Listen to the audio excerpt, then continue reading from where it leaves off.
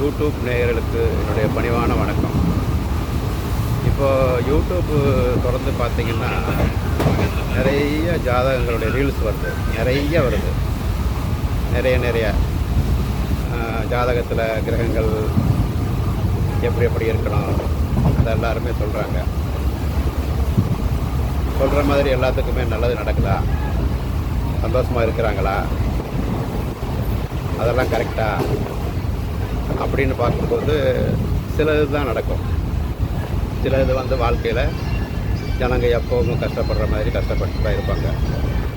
சில பேர் சொல்கிற ஜாதகங்கள் அவங்க வாக்கு வன்மையில் சிலது நடக்கும். இவங்க ஜாதகம் பார்க்க போகிற நேரம்னு ஒன்று இருக்குது. அந்த நேரம் அவங்களுக்கு கிளிக் ஆகும். அவர் சொல்கிற அந்த வாக்கும் இவங்க போன நேரமும் ஒத்து வரும்போது அவர் சொல்கிற சில ரகசியங்கள் அதை கேட்டுட்டு அவங்க போய் அவங்களுடைய வேலைகளை பார்க்கும்போது அவங்களுக்கு அது சக்ஸஸ்ஃபுல்லாக வரும். எல்லாருக்கும் எல்லாமே நடக்கும் எல்லா காலத்துலேயும் அப்படிங்கிறது அது ஒரு புரியாத புதிர் தான். அது ஏன் அப்படின்னா, நம்ம பிறக்கும் போதே இந்த ஜீவன் இப்படி தான் வாழணும், இந்த மாதிரி தான் இருக்கும் அப்படிங்கிறது ஒரு நிச்சயிக்கப்பட்ட ஒன்று. அதை நம்ம யாருமே எப்போவும் எதையுமே கண்டுபிடிக்க முடியாது. அந்த மாதிரி சூழ்நிலையில் அவங்க அந்த வாழ்க்கை பிறவி எடுத்துட்டு என்னென்ன அவங்க அனுபவிக்கணுமோ அதெல்லாம் அனுபவிச்சுட்டு இந்த உலகத்தை விட்டு போகணும். அதுதான் நியதி. இதில் முக்கியமான இப்போ எனக்கு தெரிஞ்ச நான் ஒரு 1980 ஜாதகங்கள் பார்க்குறது எல்லாமே படிச்சுட்டு வர்றேன். பெரிய ஜோசியர் அந்த காலத்தில் வித்வான் லட்சுமணன் அவர் எழுதின அந்த நல்ல காலம் பேப்பர், சின்ன பேப்பரெல்லாம் வரும். அந்த பேப்பரை வாங்கி படித்து கிரகங்கள்லாம் எப்படி இருந்தால் என்னென்ன பலன்கள் கொடுக்கும் அப்படிங்கிறது எல்லாமே அவர் ஒரு சின்ன பிட்டு இதெல்லாம் போடுவார்.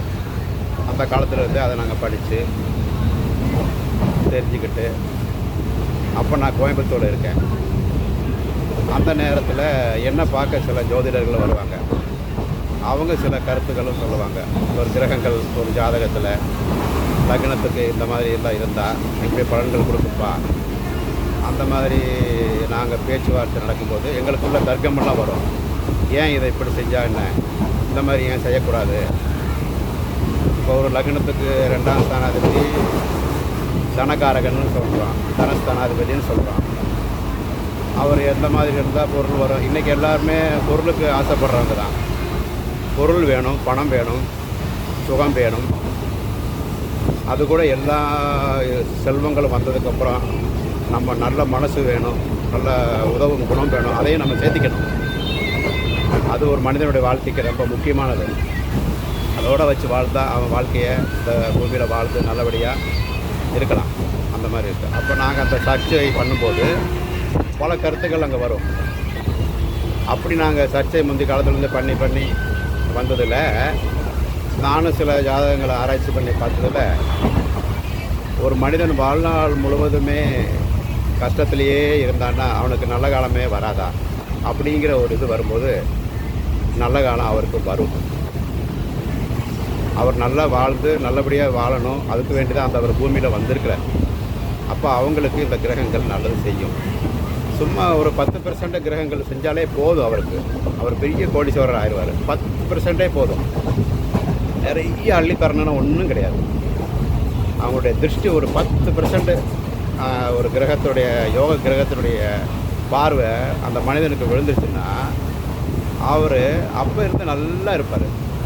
அவருடைய மனசு, அவருடைய உடல்நிலை, அவருடைய முகம் பார்த்திங்கன்னா நல்ல சந்தோஷமாக இருக்கும். அப்படி நாங்கள் ஆராய்ச்சி பண்ணிகிட்டு இருக்கும்போது